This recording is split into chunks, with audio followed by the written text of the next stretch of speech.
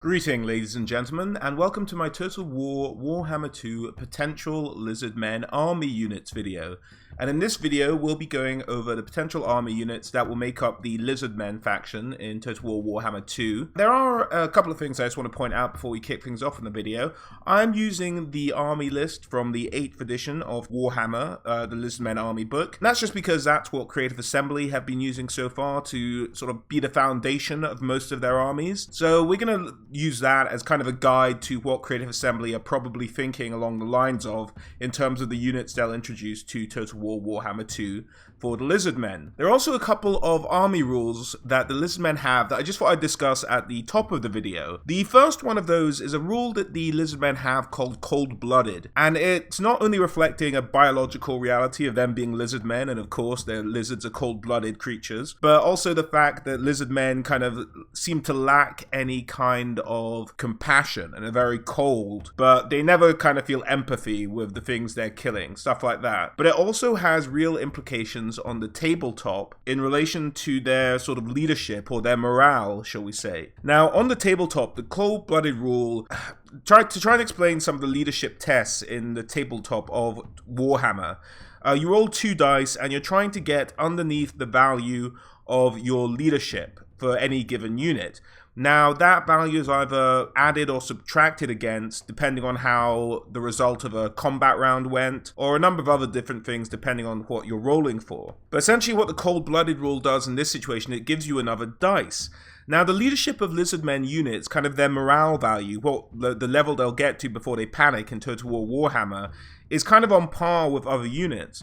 But this benefit, this cold-blooded benefit they get on the tabletop really does allow them to essentially have very high morales, because you're picking the 2 lowest values of several dice rather than just the result of 2 dice. Now, this can't really be translated over to Total War Warhammer, and instead will probably just signify itself in higher than normal leadership values for the Lizardmen compared to other armies.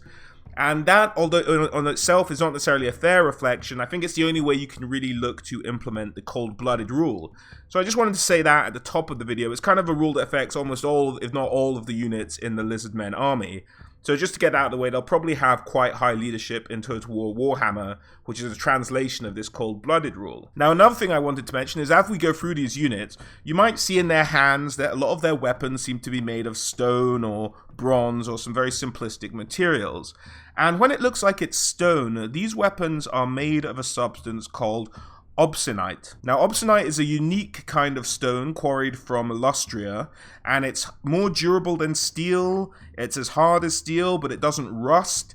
And this is what the Lizardmen use to carve their weapons out of.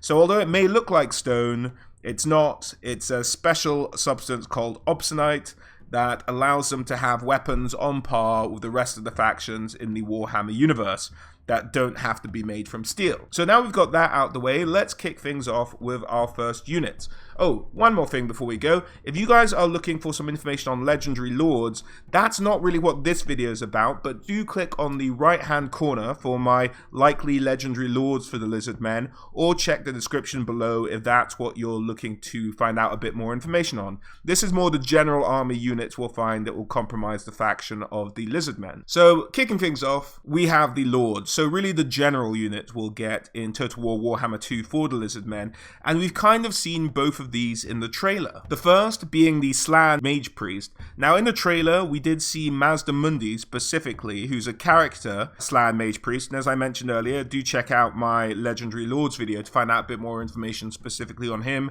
and kind of the history of the Slan Mage Priests in general. The Slan Mage Priests were the first ones created by the gods of the Lizardmen, and in a way perhaps the gods of the creators of the Warhammer world as we know it today, the old ones.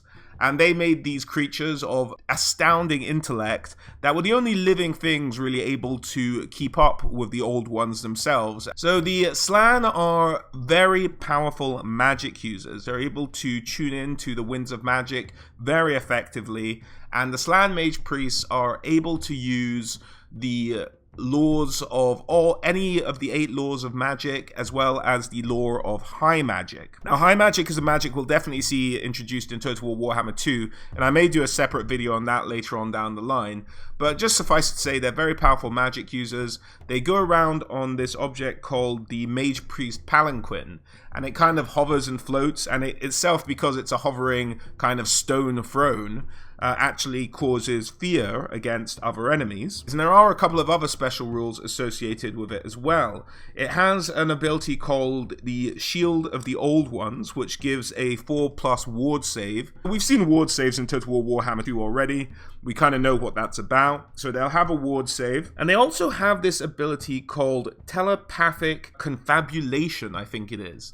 And essentially it's the idea that if you have 2 spell users, so say you have a Slan Mage Priest who has the Law of Life, and you have a Skink Priest, which is a unit we'll get to a little bit later, but also a magic user, who has Law of Beasts. Theoretically, what this ability allows you to do on tabletop is to swap over, one spell can be swapped over from the spell users. So you could have a Law of Life Slan Mage Priest cast a Law of Beast spell.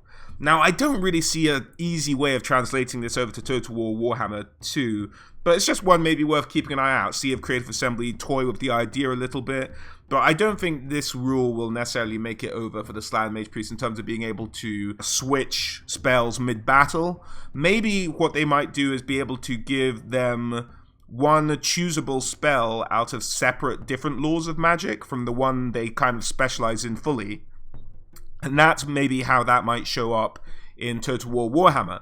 But that's me speculating on kind of my theories of how they might translate some of the rules over from the tabletop. We have the Slan Mage Priest, more than likely going to be a general type, a magic general type, as a lot of the armies, at least at the beginning of Total War Warhammer, like to do. They seem to like to focus on a magic kind of general and a melee kind of general. And this will be the magic type. So the other type of general is the Saurus Oldblood.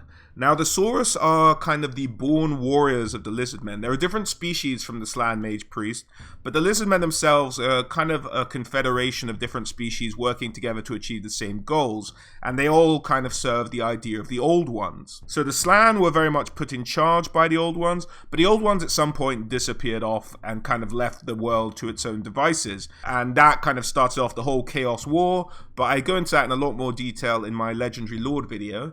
But the Saurus are effectively the fighting units that the Old Ones created to fight their wars, because there are some species in the Warhammer world that the Old Ones didn't create and would like to see kind of eradicated off the face of the planet. So Saurus Old Ones are warriors who live forever. A Saurus a warrior has never been known to die of old age. The older they get, the stronger they get. The thicker their hide, the more powerful they are. It's said that some of the oldest Old Ones kind of crush boulders with a single fist. They just get exceedingly powerful, and it's not necessarily a matter of being the best fighter that ever fought as a Saurus. It's really just being able to survive long enough to be able to benefit from all this built-up strength. So the Old Bloods, essentially the oldest Saurus alive, and thus the strongest Saurus alive. And these will be the melee-focused generals in Total War Warhammer 2 for the Lizardmen. They'll often be on an animal called a Carnosaur, which is kind of like a T-Rex, but we'll get into Carnosaurs in a little bit more detail later on. But that's their mount, and we've seen Saurus Old Blood on his mount in the trailer for Total War Warhammer 2 already. So do check that out. He appears in that. He's the guy riding the dinosaur who munches on someone.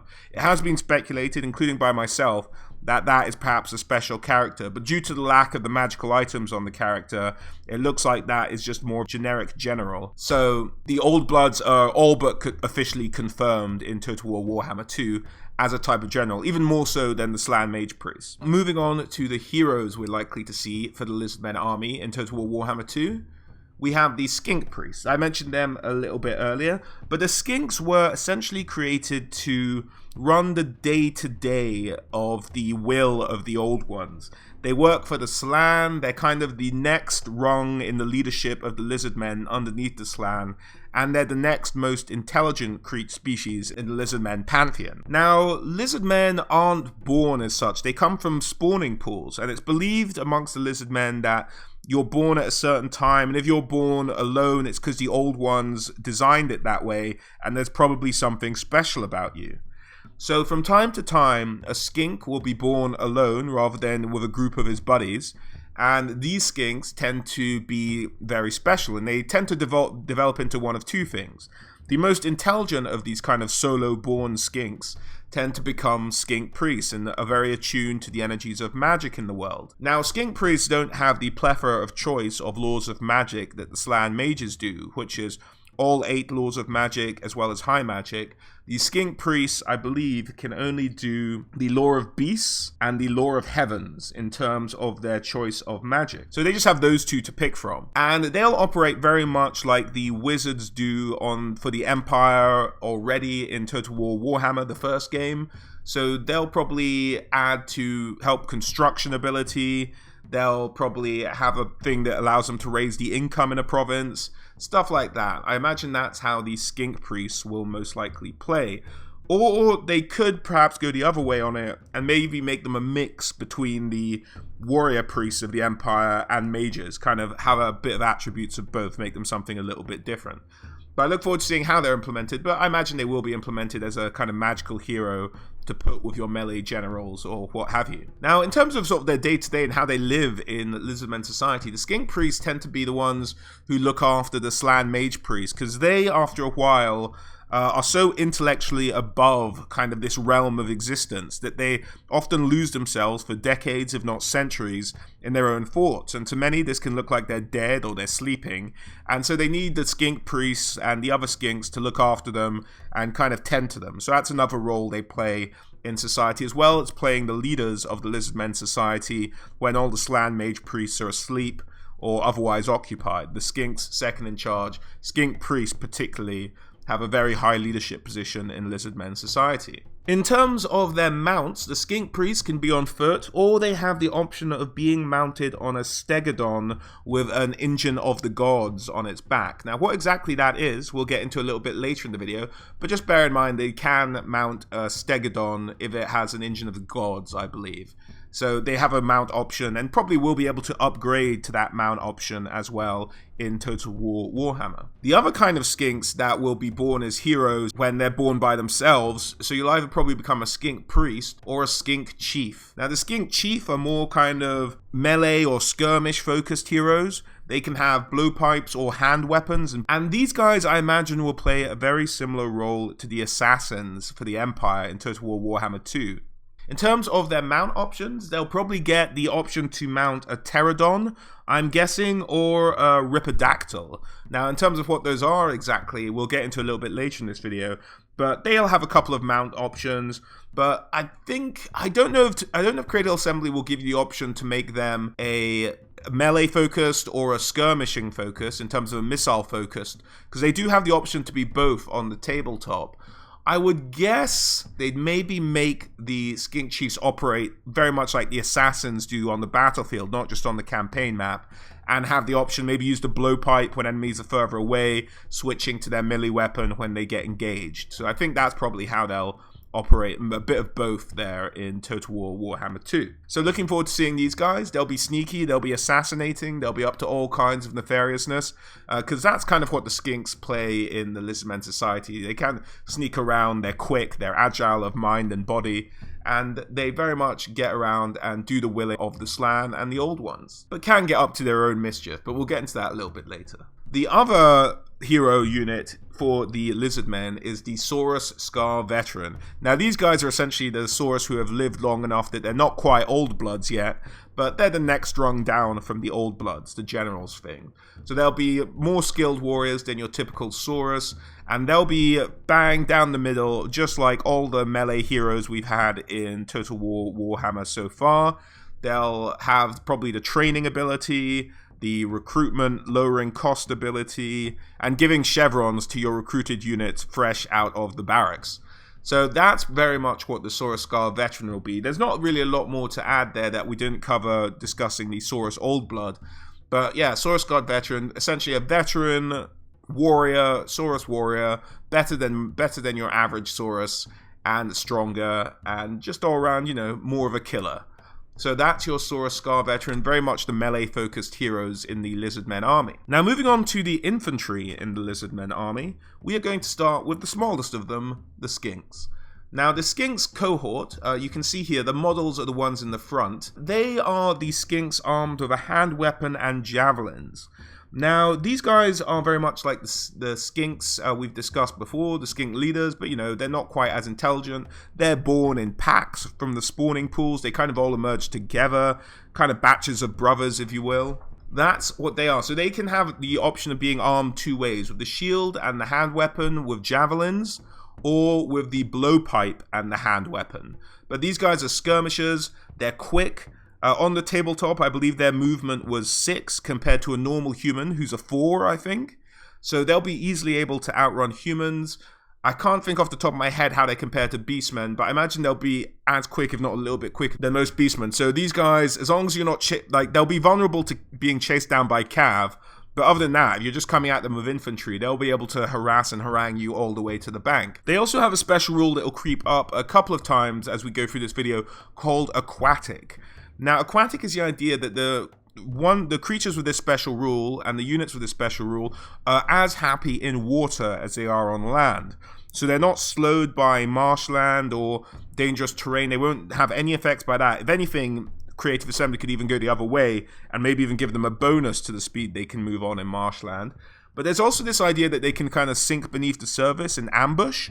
So you could maybe even give them stalk in marshland, and that would be quite a cool little adaptation of the rule Aquatic. So they can get away with that. They're not quite amphibious. They can survive most places, but they feel perfectly at home in water. So these are the Skink cohort, the ones with the shields and the hand weapons and the javelins. So they'll throw javelins. You can have normal javelins and you can have poison javelins on the tabletop. I don't know whether Creative Assembly will allow you to have a choice, maybe make it an upgrade path where you can build poison javelin ones and regular ones and kind of make that an upgrade option, or whether Creative Assembly just say, we'll give them poison, because you'll notice a running theme. A lot of units in the Lizardman Army have poison. So don't know which way Creative Assembly will fall on that one, but there is the option to maybe have both.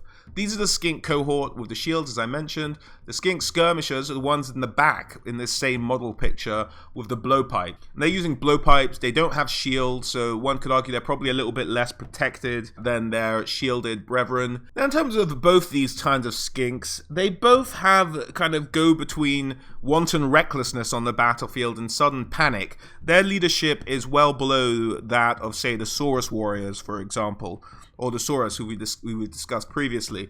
So they will run away from time to time, or they can just charge away uncontrollably. But the Skinks in Lizardman Society are kind of nefarious, although when left to their own devices, when the Slann are asleep, they'll often launch into things like kicking off reasons to sacrifice live things again, and like worshipping volcanoes. And when the Slann wake up, they have to kind of put them back on the right track of worshipping the old ones in the way the Slann want them to. But the Skink are very devoted, but maybe a bit overzealous, shall we say, in kind of their activities sometimes, their attitude on the battlefield, and their attitude in terms of worshipping the old ones.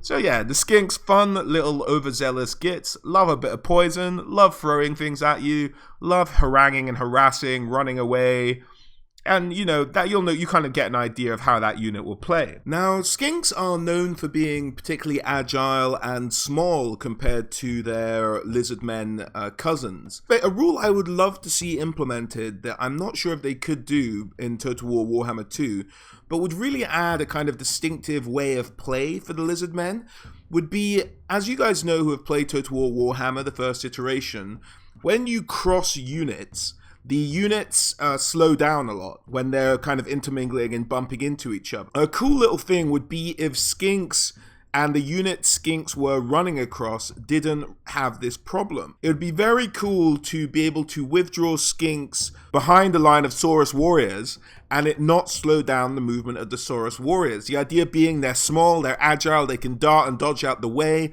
The The Saurus warriors don't have to break their stride when crossing over a unit of skinks, and that could just add a little bit of unique gameplay to the Lizardmen. Now, I doubt that will ever be implemented, but it's just an idea that popped into my head that I thought would be quite cool to see and quite true to the lore of the Lizardmen themselves. Now, the most elite kind of skink is the skink chameleon. Now, these guys only have the blowpipe variety, they don't have the shield variety, but they also are chameleons, so they theoretically turn invisible and blend in, and it's said that you really can't see a skink chameleon until you're within a few arms lengths away. Now, this in Total War Warhammer would probably translate as them having Stalk, but I'd love to have them kind of amongst the hidden stats of Stalk, I think, in Total War Warhammer currently, is the radius at which they're discovered, and I think that varies from unit to unit, unless I'm mistaken.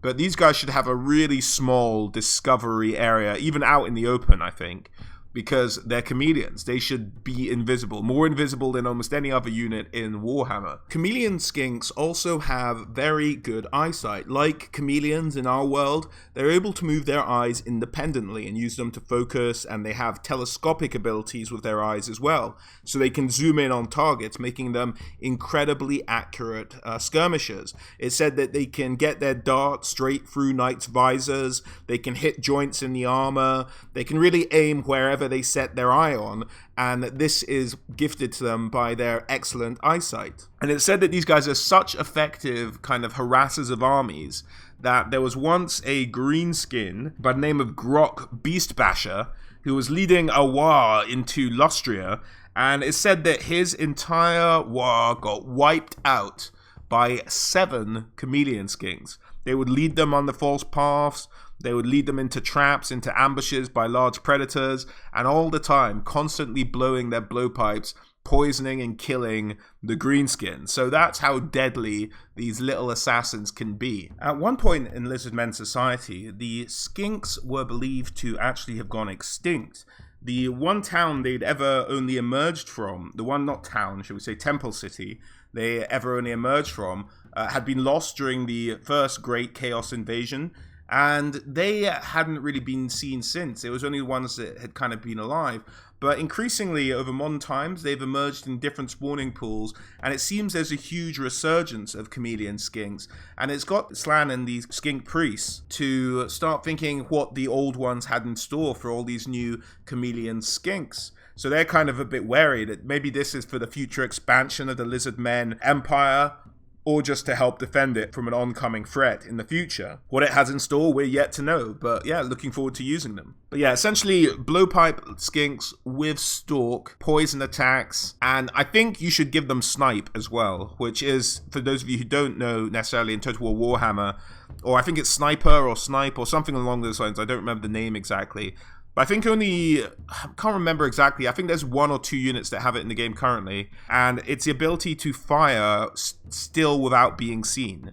So you can shoot, and although you can see as a human player where the missiles are coming from, so I'm not sure how well it will play in multiplayer, but at least on the campaign map it'll be fun. That the idea is that these missiles are shooting and you still can't see necessarily where the unit is that's shooting them. So that's kind of what I see the chameleon skinks playing as. Fun little unit, very tactical, could be great if you use them properly. Moving on from the skinks, we have the Saurus warriors. Now the Saurus warriors, as I mentioned before, are bred for battle. They have a kind of brutish discipline where they obey orders without question, they show very little compassion for their enemies, but they can be frenzied killing machines at the same time. In terms of, because we discussed the Sauruses a lot, and these are very similar to the Old Blood and the Scarred Veteran, is that simply that these guys are the younger ones, still trying to prove their mettle. Those are kind of the stone weapons we talked about at the top of the video. And the Saurus, yeah, just killer man dinosaurs, really. They'll bite your throat out, they'll stab you with a weapon, they'll ambush you. There are some great animations for the Sauruses, which are confirmed in Total War Warhammer 2 as well, because we've seen animations of them, well, not only in the trailer, but in the EGX kind of behind-the-scenes video as well. I recommend checking that out. They're making them very animalistic. It's a very cool little animation they've shown for the Saurus Warriors. Now, on the tabletop, the Saurus Warriors came in kind of 2 varieties. There was the hand weapon and shield, and there was the spear and shield. And as with all things in Total War Warhammer, the spear will probably have an anti-large bonus to it, and the hand weapon will probably be an anti-infantry variation. But in the trailer, we also seem to see a Saurus with a great weapon. Now, that wasn't necessarily really a thing that existed in 8th edition tabletop. The only things with great weapons for the Lizardmen were the Croxagors, who we'll get into a little bit later. But it looks like, at this point, Creative Assembly might be making a great weapon variety of the Saurus as well, and maybe making the upgrade to that, the Croxagor, or just having a Croxagor as a separate unit entirely. It had been suggested to me in my reaction to the trailer, which is kind of everything we know about Total War Warhammer 2 so far. Check out the video in the top right-hand corner. But my reaction to that was suggested to me that maybe the thing with the great weapon was actually a Croxagor, but it seemed much smaller than a Croxagor should be in comparison to the other Saurus around it. So I'm not sure about that. That's wait and be seen, but there may be a great weapon variant to the Saurus as well as the hand weapon with shield and the spear with shield variety that we see here. Whatever it is, looking forward to it as a kind of base soldier, kind of a, I suppose not base, I suppose you take the skink as the base, but as kind of the steady base of any Lizardman army, I'm very much looking forward to seeing the Saurus warriors on the battlefield. They should be great, and I really hope they do have a biting the head off the enemy animation, or at least biting their throat out, at the minimum. That'd be cool to see. But that's the Saurus warriors for you. As I said, they don't die of natural causes, so they have vast battle experience, and really all they kind of live for is war. So that's them. Very intimidating creatures. I should also maybe be noted that they don't have a halberd version of the Saurus warriors as such as a normal Saurus warrior. The only halberd version is the elite warriors of the Temple Guard. Now, the Temple Guard are specifically bred to be Temple Guard. They kind of emerge from the spawning pools, and people kind of know they're Temple Guard. They're made for it. And these guys are uniquely devoted to the Slann. Their simple job is being bodyguards for the Slann mage priests. They protect them, and thus they protect kind of the favored leaders of the Lizardmen, the chosen of the Old Ones, and that's what they dedicate their entire lives to. These guys are armed with the Lizardmen version of halberds, so they'll probably most likely have an anti-charge bonus against large and an anti-large bonus. They have shields, which is fairly unique for a halberd unit in Total War Warhammer as it currently stands. For a halberd and be able to take some missile fire as well, the shield cover that provides, that's a pretty cool ability to have in comparison to some of the abilities of the other halberds in other armies. But as I said, these guys are uniquely devoted. They are given bronze or golden armor. As a helmet, they wear a skull of a predatory beast of Lustria. It said when a temple guard falls, their helmet is collected and placed within the pyramids of the temple city they were protecting for the Slann mage priest. And when a new temple guard emerges from a spawning pool to take their place, they are given that helmet. And the belief is amongst the temple guard that you inherit some of the strength from the previous owner. And thusly, in that way, even in death, the previous owner is still protecting the Slann mage priests and the temples. So they bear that pride amongst themselves that even in death, our spirits will be in our helmets, and they will continue to protect the Lizardmen and the temple cities and the Slann mage priests in particular. Their dedication and devotion is such that they will stand at the entrance to a temple for decades, if not centuries, completely unmoving.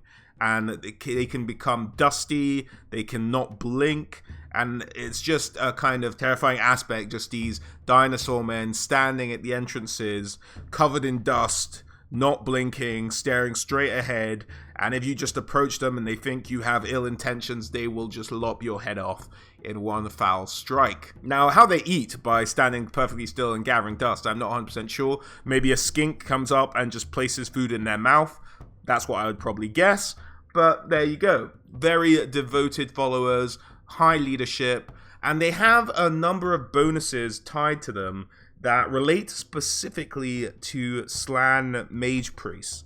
So I think in Total War Warhammer, what we're going to end up having is Slann mage priests will have huge bonuses for Temple Guard in their upgrade tree. Now, in the tabletop, some of the abilities of the Temple Guard was that they had an ability called Sacred Duty, which essentially made them immune to psychology, and they had an ability called Guardians, which gave them the chance to essentially take damage for a Slann mage priest if the Slan Mage Priest was placed in their unit. So if someone's particularly looking to target down Slan Mage Priest, they could take damage for him instead. And the ability is called Look Out Sir, you may be familiar with it. And they get to have that pass automatically. Now, in Total War Warhammer, we know you don't put heroes in units, so how would that necessarily translate? That's a bit trickier to say. Actually, I don't think this rule will really translate. I think we're likely to see the Guardian name appear as an upgrade for Slan Mage Priest to make Temple Guard even better, to maybe make Temple Guard more durable, something along those lines. Because there's not really a way to transfer damage from one unit to another in Total War Warhammer, and I don't see a way of them being able to implement it very easily. So I imagine that's how it's good. That's the way around. It's going to be kind of switched, and it's actually going to be not necessarily the unit of the Temple Guard helping out the Slan Mage Priest, but the Slan Mage Priest boosting and making better the Temple Guard units. But that about does it for the Temple Guard. They have shields, they have halberds, they have light armor, they're immune to psychology with the Sacred Duty rule.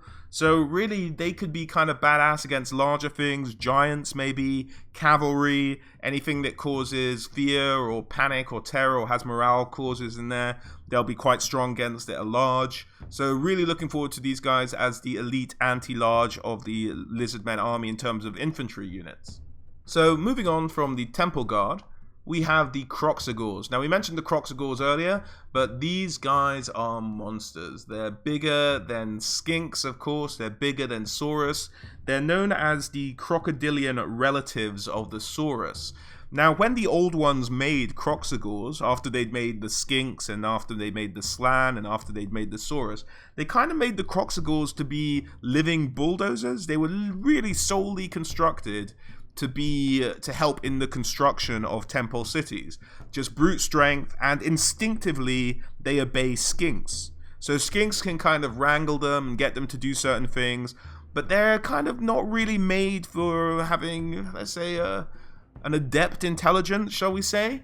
And they can often just forget what they're doing unless they're kind of reminded of doing stuff by the skink. Now, they won't attack a skink or anything like that, because there's just this inbuilt thing in their genetics that they seem to want to obey skinks. And skinks have this ability with a number of other creatures in the Lizardmen Army, and they're kind of made to be like... The old ones knew what they were doing when they made the social hierarchy and made sure that there was kind of genetics in place to instinctively have things listen to the skinks, despite the skinks being kind of small and pathetic and runty. These Kroxigors, being simple of mind, don't really speak. They kind of roar, and that's about it.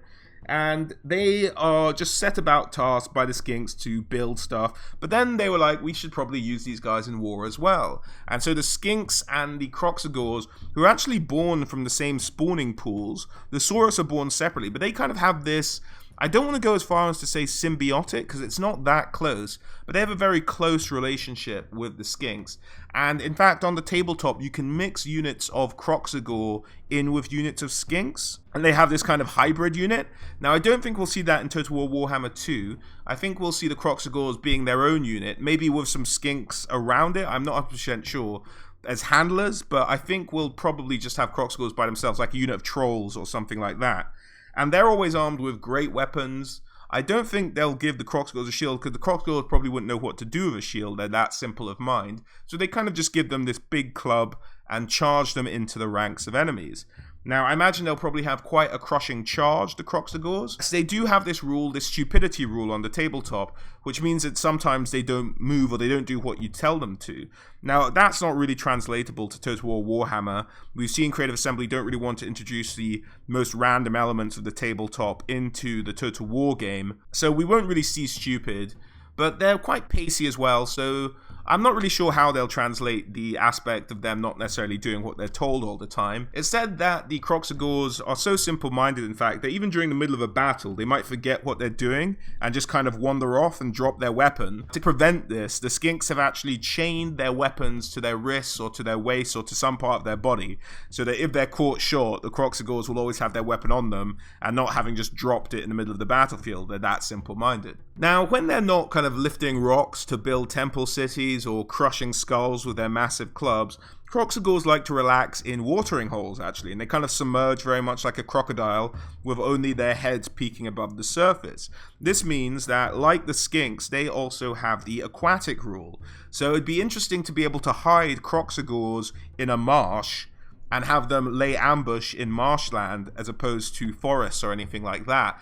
That would be something fascinating to see in Total War Warhammer 2. They also wouldn't take any movement penalties moving over marshes or difficult terrain that's attributed as marshland. So that would be good to see. They're also quite quick. They're as quick as skinks. So their speed, their movement 6 on the tabletop version of the game. So humans, again, just to remind you, are movement 4. So Kroxigors will catch humans even if they're running away and just decimate them, I imagine. So that's Kroxigors for you. Just like chilling in a bit of a hot tub from time to time when they can, but they will leap out the water and smash you and probably eat you a bit as well, just for the laughs of it.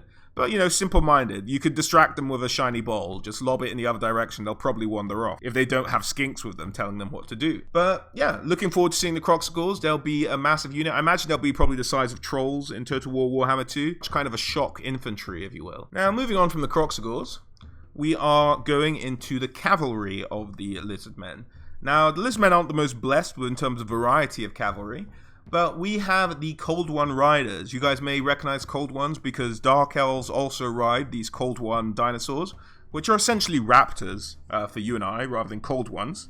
And they live underground for some reason, the raptors. I was never sure why Games Workshop said that dinosaurs that look like raptors would live underground, but they do. Now, for centuries...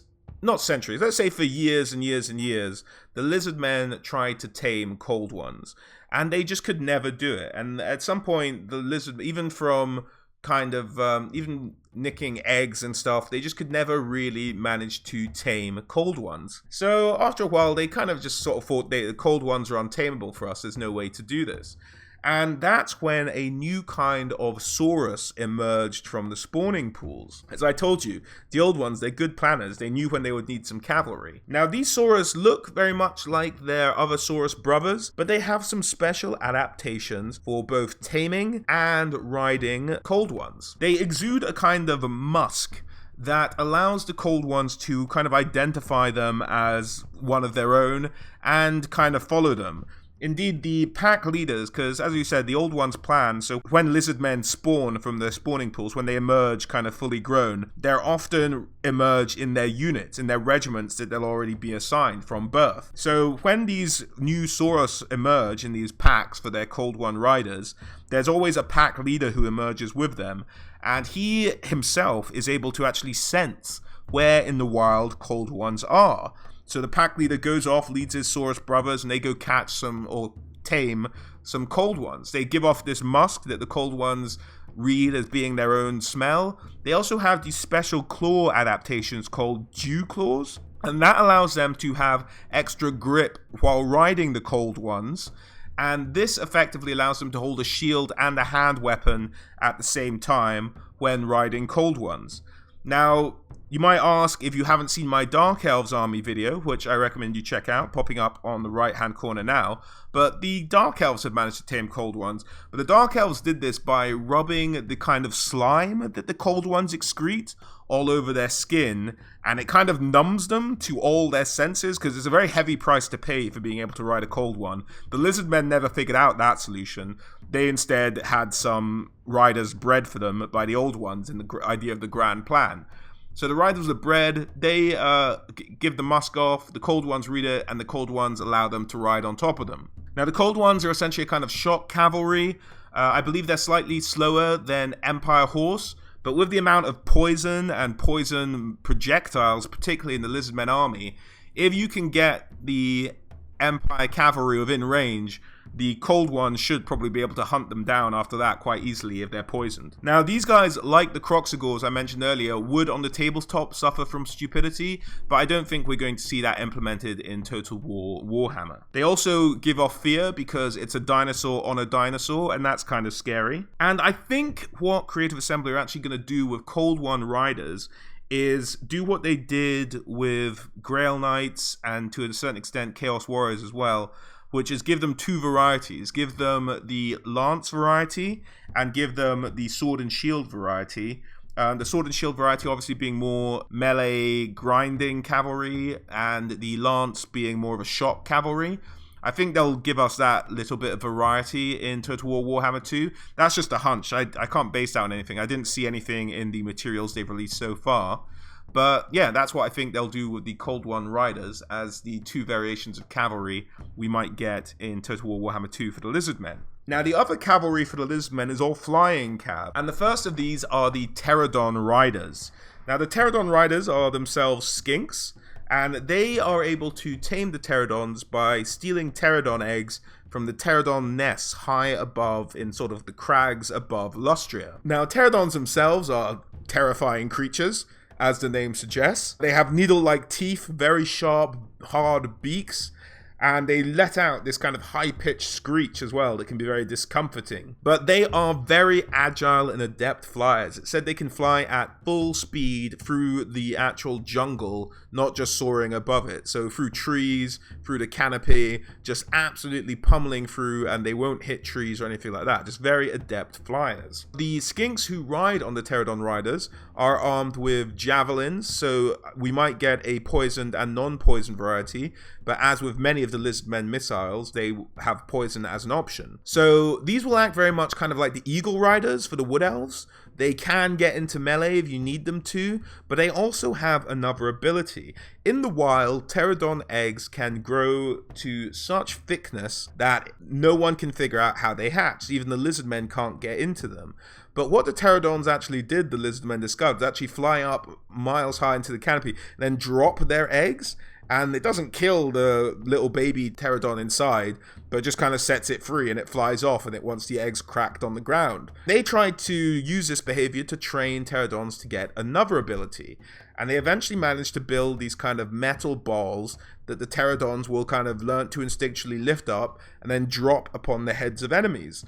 So you have several abilities here. You have the kind of missile quick flying cav that the Eagles presented for the Wood Elves, but you also have the bombing ability that the gyrocopters have for the dwarves. So bombing and kind of missile harassment. It's quite a good little best of both worlds scenario here with the Pterodons. In the tabletop, they were only able to use it once per battle, so they may limit it to a one-use ability, the bombs for the flying Pterodons, or they may give you 2 like they do with the gyrocopters. But that's the Pterodons. So they fly around, fire off missiles, can attack you because they are still bloody pterodactyls after all, so they'll come out and munch down on you, particularly if missile units they'll do very well against, like crossbowmen or archers or anything like that. Or they can just harass you from afar, or they can bomb you if you clump up too much. So a lot of a variety here of the Pterodon Riders, and these guys are confirmed in Total War Warhammer 2. They appeared in the behind-the-scenes footage that was released at EGX. If you can, I recommend you check that out. And it showed some of the animation for the Pterodon Riders. So these guys will definitely be a unit appearing. If they do get into melee, they do cause fear. They also have an upgradable option, so we're probably going to get 2 varieties of Pterodon Riders. The first will probably have poison. As I mentioned earlier, they might have the option to not have a poison one, but I think because there are already 2 options, they might not. And because the second option is to have them equipped with something called Fire Leech Bolas. Now, bolas, how to describe this, are kind of that weapon that are 2 balls on a string, and you kind of chuck at people's legs, and it kind of ties up around them and just gets them tangled up. It's for catching things and animals. The idea is that fire leech bowlers are used and they kind of just wrap around someone's face and burns their face off, because the fire leeches are flammable and corrosive and they can just set you on fire. So they have flame attack or poison attack for 2 varieties of the Pterodon Riders, which is a good little variation for them and would be fun to see in Total War Warhammer. In the tabletop, I think the fire leeches actually have a shorter range than the poison javelins, but I don't know if Creative Assembly will stick to that little quirk of the differences between the 2 there. They might just program them with the same range just to keep things simpler for users of the 2 varieties. But a lot of versatility with these guys. I think the Pterodon Riders, if used in the right circumstances, could be absolutely vital units for the Lizardmen. So looking forward to seeing them. Pterodactyls in a Total War game, that's a bonus for me, so looking forward to that. Next up, we have what I might call an upgrade to the Pterodon Riders, but they're not really an upgrade. They're kind of a very different kind of flying cavalry. So the Ripidactyls just themselves, the animals, just love a bit of slaughter. They're very aggressive.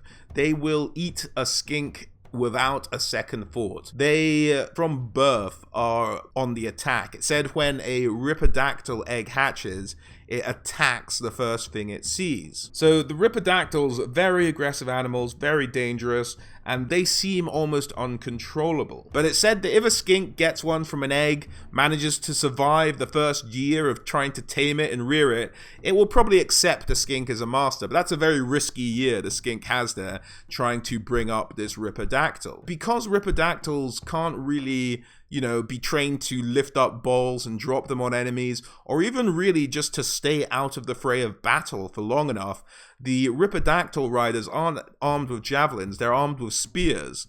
So they have to like be prepared to charge in, because if riding a Ripidactyl, you're going to get involved in close contact fighting.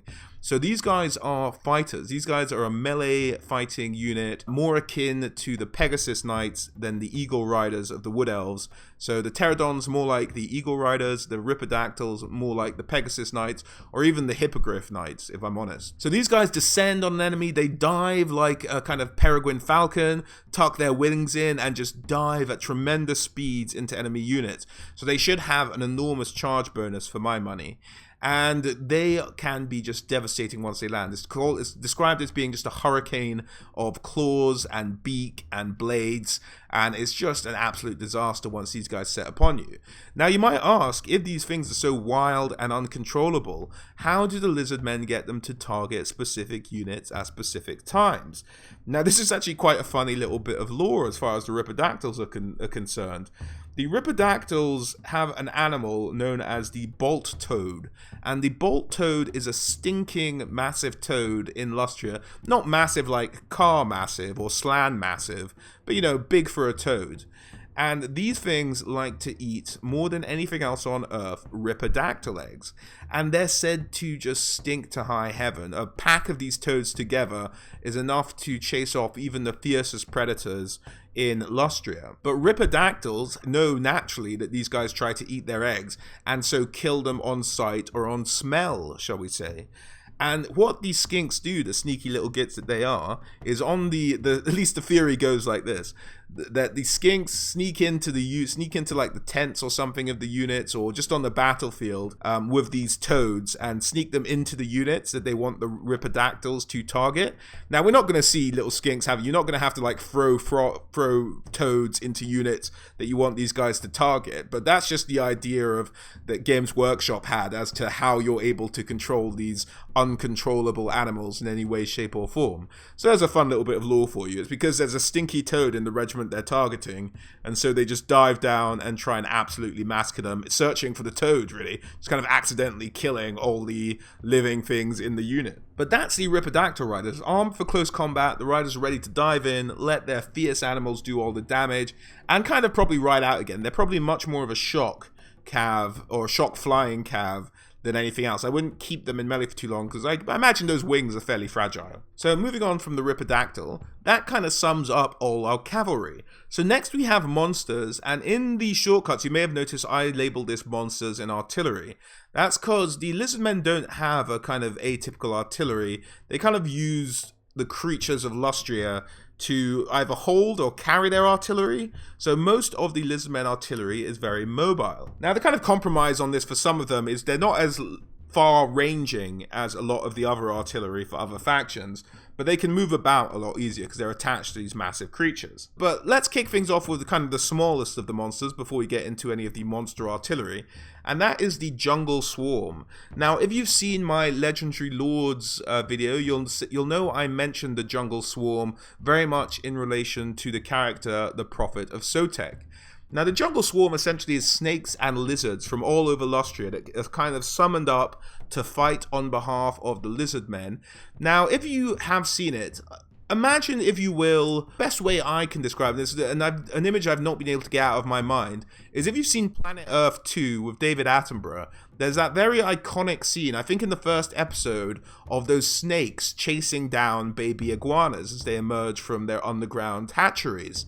And it's essentially if the baby iguanas and the snakes, rather than trying to eat each other, decided to work together and then charged in trying to kill all the humans around, that's the kind of nightmare scenario you're looking at here. So imagine a poor person walking down the beach and just being covered in iguanas and those slivery snakes, and you've got an idea of what I'm talking about.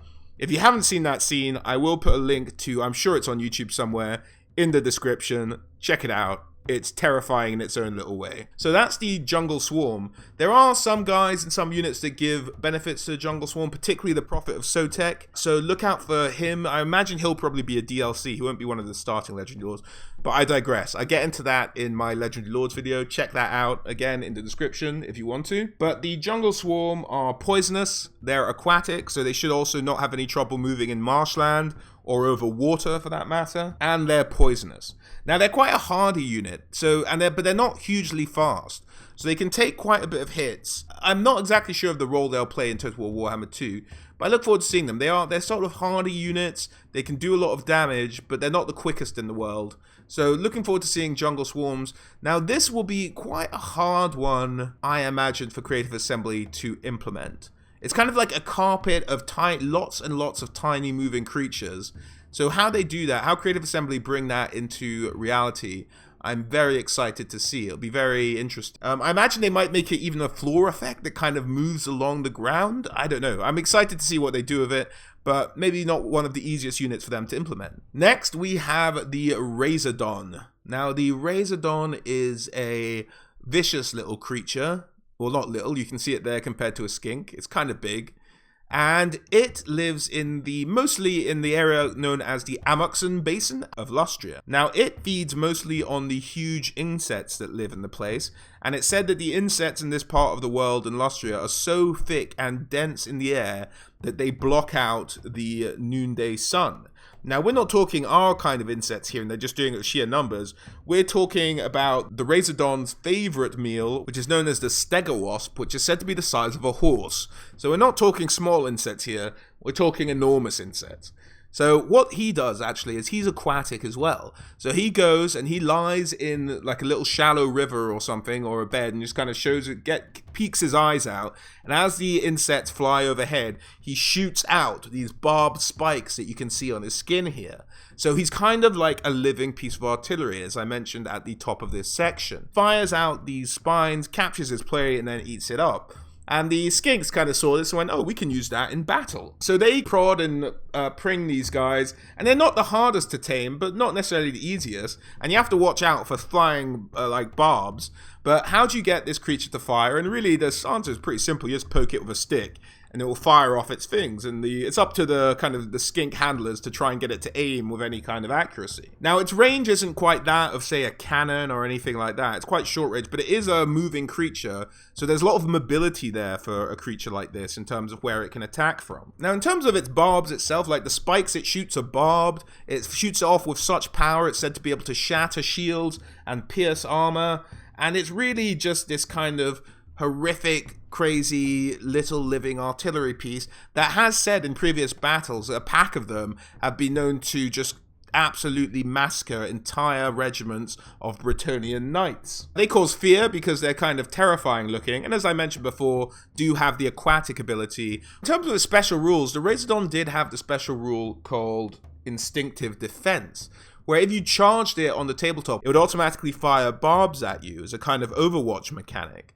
Now, you could do that in Total War Warhammer, whereas maybe if you charge it, it fires off something that kind of breaks the power of the charge, something like that, or maybe just give it charge defense as an alternative. That could be the simplest way of doing it, rather than show an animation with it quickly firing off a surprised volley as a unit tries to charge it down. But it can fight in melee to a certain extent, and yeah, essentially a living fighting artillery piece that can do some damage. But a cool little unit to have, and gives the Lizardmen some much needed missile options. Now, moving on from the Lizardman, we have the Salamander. Now, the Salamander essentially is a moving flamethrower. These are predatory creatures that live in Lustria. They fire out a corrosive, flammable liquid that sticks to someone like pitch or tar and then sets them alight. And it's a very horrific way to die, one must imagine. It has these frills around its neck and on its back. The idea between them is not just to look cool, but it's because it's a cold-blooded creature, it can't overheat from the flame shooting out its own mouth. So it has to have these folds of skin to lose heat quicker. And again, it comes with its own skink handlers. Now, whether we've seen it before in Total War, where you have minders for animal units, but we haven't seen it in Total War Warhammer yet. So maybe we'll see it in Total War Warhammer 2 of the skinks looking over the Lizardman, which we saw before, and the salamander, and just kind of guiding them around in packs. But these guys would essentially fire off a breath weapon. Now, the way I see this implemented in Total War Warhammer is because you don't want to be casting it with these guys, because you want them to be acting very much as a missile unit, is I imagine their flames would very much look like the Iron Drakes, maybe a bit wider, maybe spread out a bit more at the end. But it'd be very much like the Iron Drakes firing is how we'd see these guys firing off their attacks in Total War Warhammer. And again, mobile, but again, a missile unit, semi-missile, semi-artillery unit that can just move around the battlefield. A lot of mobility there. Now, the next creature we have coming up on the monster side of things is the Troglodon, or the Pale Death. It goes by both names. Now, these creatures live in caves by themselves. They're virtually blind. They're kind of like a mix between a dinosaur, a snake, and a catfish. They can't see, so they have these whiskers that come out of their heads, and they're very sensitive, much like a catfish. And it has a forked tongue that it darts out to try and taste the air, much like snakes do.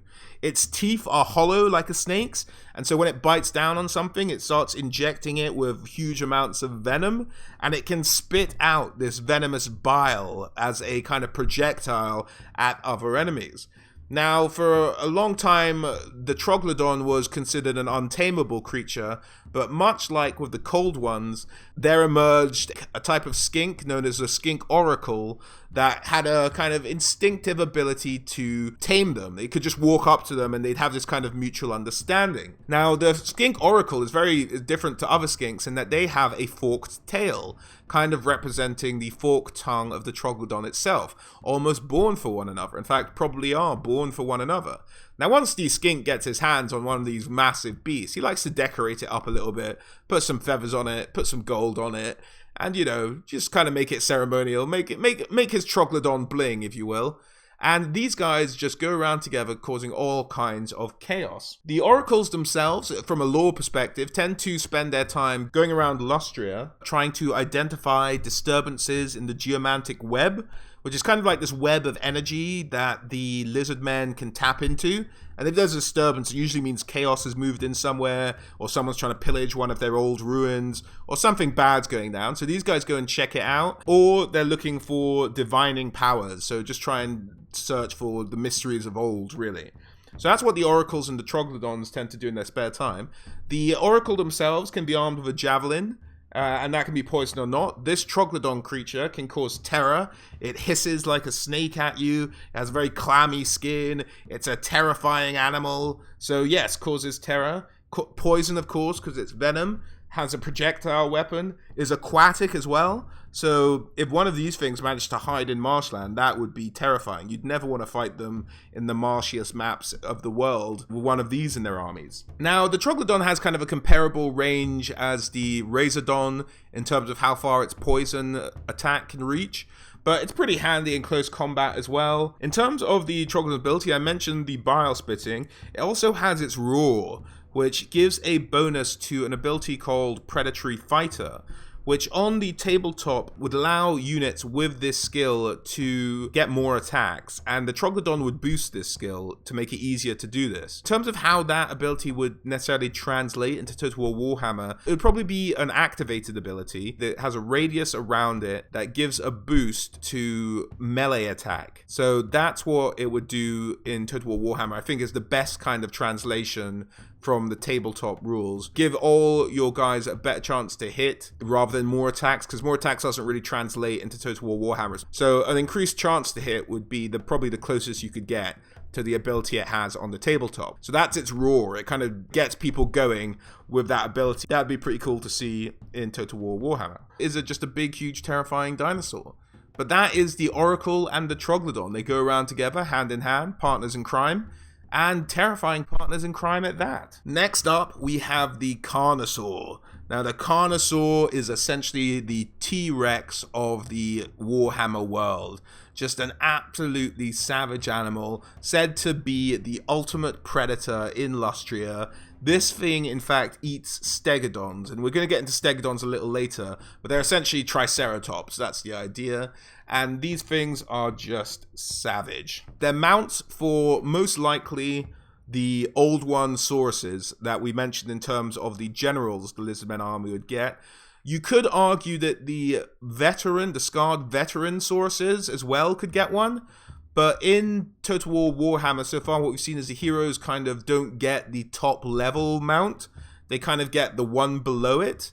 So maybe the scarred veterans wouldn't be able to get the Carnosaur, and it'd be one reserved just for generals.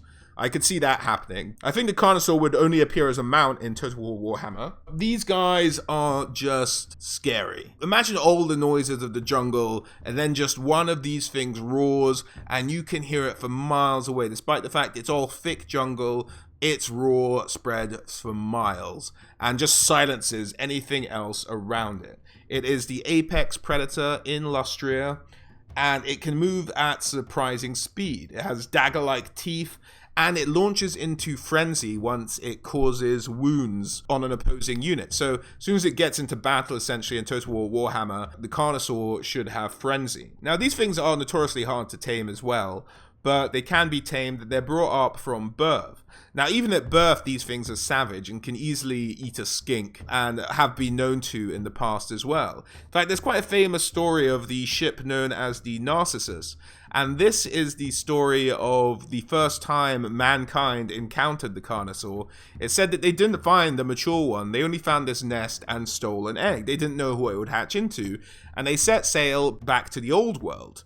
Now, no one knows what happened in between. All that's known is that the ship called the Narcissus washed up on the shores of Bretonnia with just a bunch of bones and a large empty eggshell on its deck, and no one knows what happened since.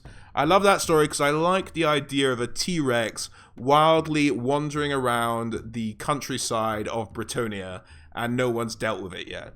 I imagine some knight probably slayed it ages ago, but I still like the idea. But that's the Carnosaur. Now, in one of my videos for the reaction to the trailer of Total War Warhammer 2, one of my commentators mentioned that Carnosaurs ate the dragons, and that's why there are no dragons in Lustria.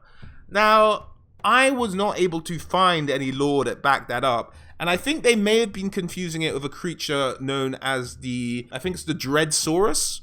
Now, the Dreadsaurus is a relatively new creation. Now, tell me if I'm wrong, guys. I'm not 100% sure on this, but I think it's uniquely an Age of Sigmar unit that has been created relatively new. And in the lore for that unit, it talks about how in the ancient times do battle with the forefathers of the dragons.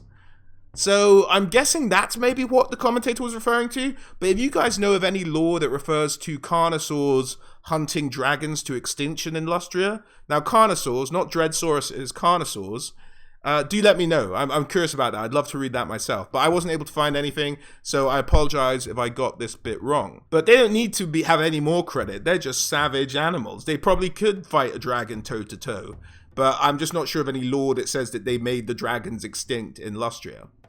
So these guys kick-ass dinosaurs, just absolute literal monsters, so they will get the job done for you. They cause terror, of course, because it's a T-Rex. It's gonna terrify you. They also have an ability called Blood Roar. Now, what Blood Roar does is essentially is a debuff on enemy units' morale. We've had morale debuffs in Total War Warhammer already, so it'll have a very similar effect to those, and cause units to break, and you can just chase them down with your dinosaur. So that's Carnosaurs, really the apex predator, apart from ones who have been recently invented in Lustria, just an absolute monster. So moving on, we have the workhorse of the Lustrian armies, the Stegodon.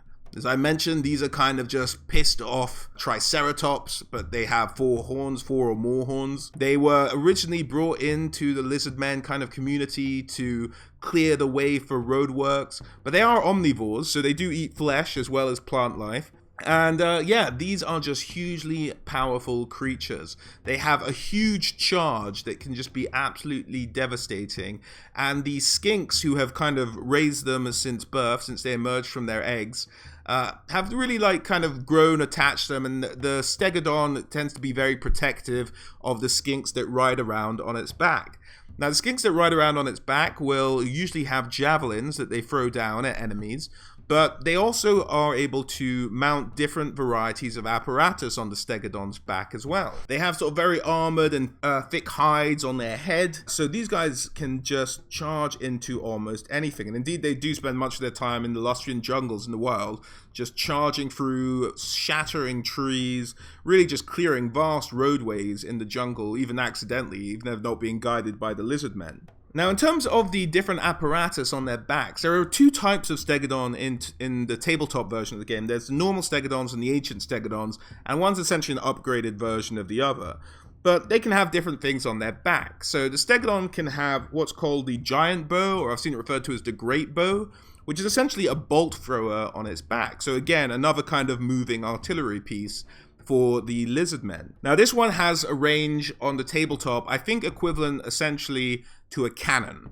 So this is, I believe, the most long-range missile unit in the Lizardman Army. So it will fire these artillery pieces, but also have the crew throwing down poison javelins as well. So really a whole bunch of different attacks coming out of the stegodon here, and I'm really looking forward to see how they animate this in Total War Warhammer. Now, the stegodons have been confirmed, not necessarily this model, but we have seen a stegodon animated in that behind-the-scenes thing during EGX. So the stegodons are going to be a unit in the starting version of the game, not even necessarily coming later. In the start of Total War Warhammer 2, we will have stegodons. So that is the stegodon with the giant bow, this image here.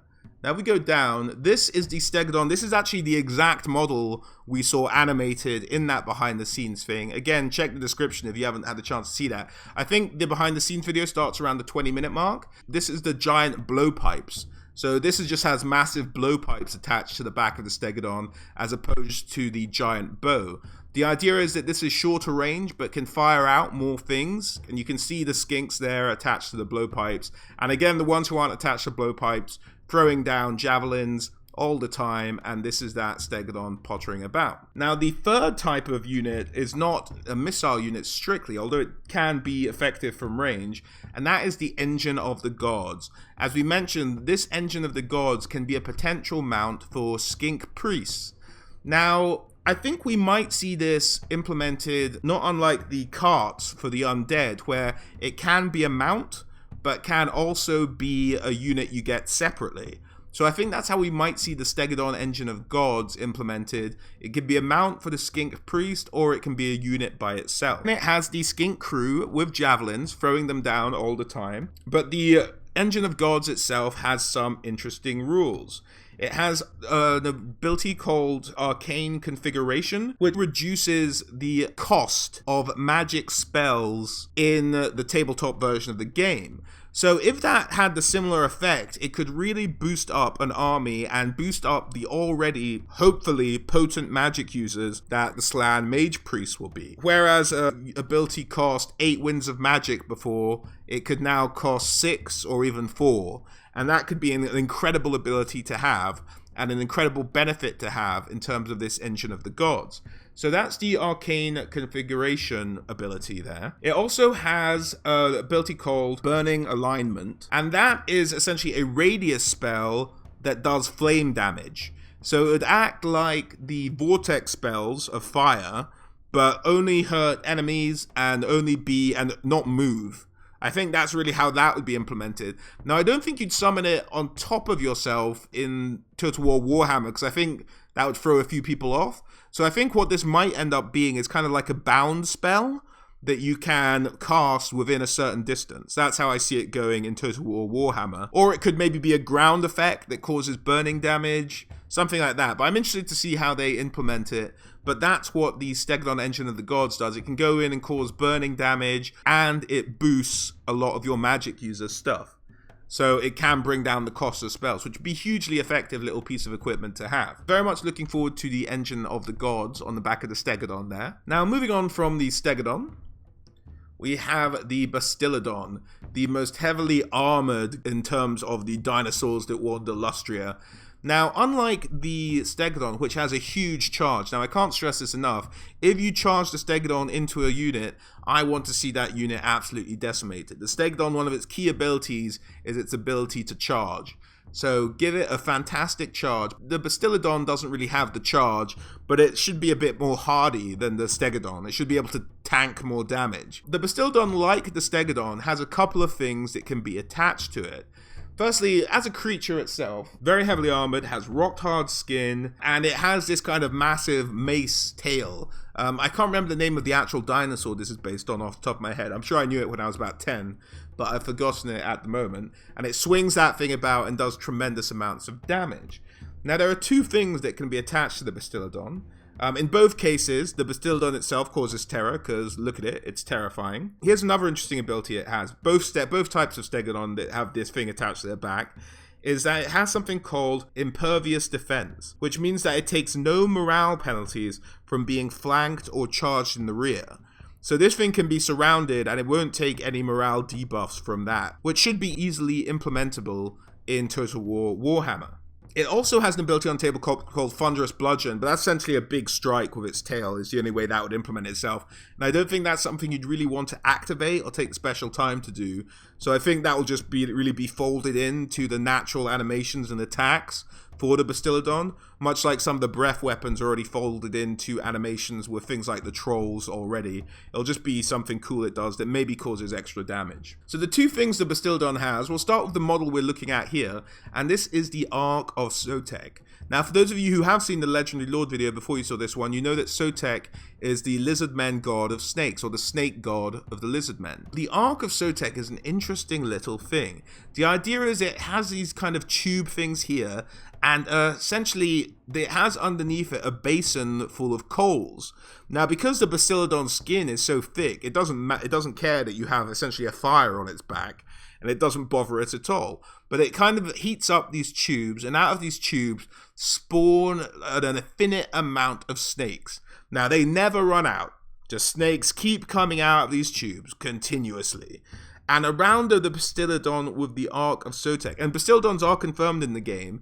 I believe we see a concept picture of them in the behind the scenes video of the EGX one that I've mentioned previously, but I don't think we saw what it had mounted on its back. So this thing would just kind of give out a radius of damage around it, much like the Claw of Nagash does in Total War Warhammer already. So if you're just around it, it should have a cool little like motiony like carpet of snake effects around it, but any enemy unit caught in this radius should be taking damage all the time. It also has the ability if you have the unit Jungle Swarm, which we talked about earlier. Now, the way this plays out in the tabletop is it gives that unit an extra base, allowing that unit to attack more things, sort of have a larger surface area, but that doesn't really translate into Total War Warhammer. So in Total War Warhammer, the way I see this happening is very much like the Ragnarok Queen, is that the Bastillodon within a certain range will be able to summon a jungle swarm that kind of appears out of the ground and starts attacking the enemy unit. I think that's how it goes, much like a zombie summon or something like that. That's how I see the Ark of Sotek play in terms of that ability. But yeah, essentially these kind of pipes on top of burning coals to kind of chase out all the snakes hidden in all the nooks and crannies of this odd mechanism, this kind of semi-magical mechanism they have up there that just pours out endless snakes. Very creepy little idea, but there you go. And again, skinks on top. Skinks always throwing poison javelins. Poison javelins. So it gets extra attacks from that as well, and hopefully that's animated in Total War Warhammer. Now, the next one it has, looking at the next model, is this little thing here, known as the Solar Engine. Now, this essentially is a huge diamond that focuses the sun's rays and results in something called the Beam of Kotek. Now, this is a fiery beam that's just focused sun rays, and Kotek is the Lizardmen kind of old one worship god most closely associated with the sun. So that's how it gets its name. So this is a beam that causes flaming damage. On the tabletop, it has the same range as the Hellblaster volley gun. So that gives you a bit of an idea. It's kind of short range-ish relatively to other artillery pieces, but again, it's on a massive moving monster, so he can move, but the Bastiladons are actually quite slow, so that's one of the downturns there. The Stegodons can keep up a decent pace, but the Bastiladons are slower than them. They're kind of ponderous, they're described as. But again, skinks on top, javelins, throw, kill, kill, kill. So a beam of just raw sun energy charging forth. I imagine this will be quite effective against larger units like giants and stuff like that. Just absolutely zapping them, setting them on fire, particularly maybe even against trolls, just absolutely ruining them, ruining their regen. Trolls and the undead, an absolutely devastating weapon potentially. And that about sums it up for the official army list. The only other unit I really wanted to mention is kind of just like a mythical fabled dinosaur in Lustria known as the Thunder Lizard. Now this thing is meant to be huge. If you can't quite tell the detail, the green around it is not grass, that is meant to be trees. And there are Saurus, which are like 8-foot tall warriors, and they're tiny compared to it. And there are skinks crawling all around this. Now, this was a custom job. I don't think they ever released a model for the Thunder Lizard. It would be too big to carry around. But I would love to see a Thunder Lizard wandering around the campaign map in Total War Warhammer 2. Not necessarily a playable unit, because it would probably fill the whole battlefield. But it's just the idea there are a few of these just gargantuan behemoth lizards known as Thunder Lizards that tend to wander the jungles of Lustria as well. And it'd be kind of cool to see one on the campaign map. See what Creative Assembly come up with. So looking forward to that. And really guys, that about sums up our video. I hope you found that interesting. A lot of very different units in the Lizardmen army. Very different to anything Creative Assembly have really done before.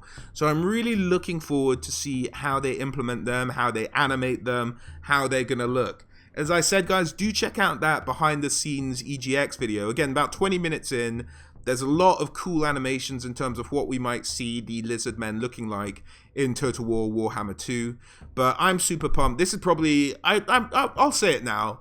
Like, elves, I like elves, but elves are elves, and I enjoy killing elves more than I like being elves. So I think my first faction in Total War Warhammer 2 will probably be the Lizardmen, and I look forward to going through that playthrough with you guys. But yeah, just really pumped for this army. Really excited about it. Lots of poison. Looking forward to Lizardmen. And thank you guys for watching. Hope you enjoyed it as always. Special thank you to my patrons, Mateus, John, Reese, and Thomas. Thanks guys for supporting me. And thank all of you guys for watching. I look forward to catching you all on the next one.